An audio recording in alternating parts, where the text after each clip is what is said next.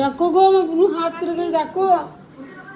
সকালবেলা দরজা খুলে দেখি পুরো ঘর অন্ধকার, কেউ এখনো ঘুম থেকে ওঠেনি। তাই একাই বাইরে দরজা খুলে এক এক করে গাড়িগুলো বের করতে লাগলাম।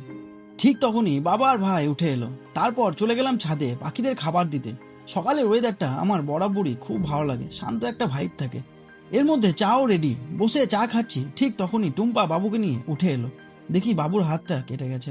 কাল রাতে খেলতে খেলতে কখন হাতটা কেটে ফেলেছে ঠিক বুঝতে পারিনি। তারপর চলে গেলাম সেলুনে একটু ফ্রেশ হওয়ার জন্য। বাড়ি ফিরে দেখি সবাই বসে মুড়ি খাচ্ছে।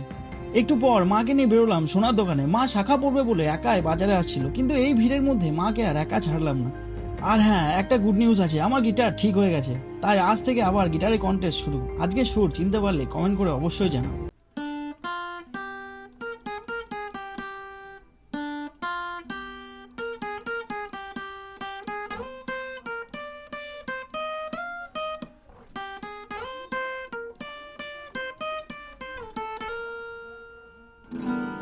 তারপর চলে গেলাম দিদির বাড়ি। এক কাপ চা খেয়ে আবার বেরিয়ে পড়লাম। মাকে নিয়ে দাঁড়ালাম একটা জুস সেন্টারে। মা ছেলে মিলে ঠান্ডা ঠান্ডা লস্যি খেলাম আর বাড়ির জন্যও নিয়ে এলাম। বাবু তো লস্যি দেখে একদম খুশি, বসে বসে খেতে লাগলো। এই ছিল আজকের blog. Funny moments, family emotion আর ছোট্ট ছোট্ট সুখে ভরা একটা দিন। জীবনে বড় সুখ না থাকলেও এই ছোট্ট ছোট্ট ফ্যামিলি মোমেন্টগুলোই মনটা ভরিয়ে দেয়। ভিডিওটা ভালো লাগলে লাইক, কমেন্ট আর সাবস্ক্রাইব করে অবশ্যই পাশে থেকো।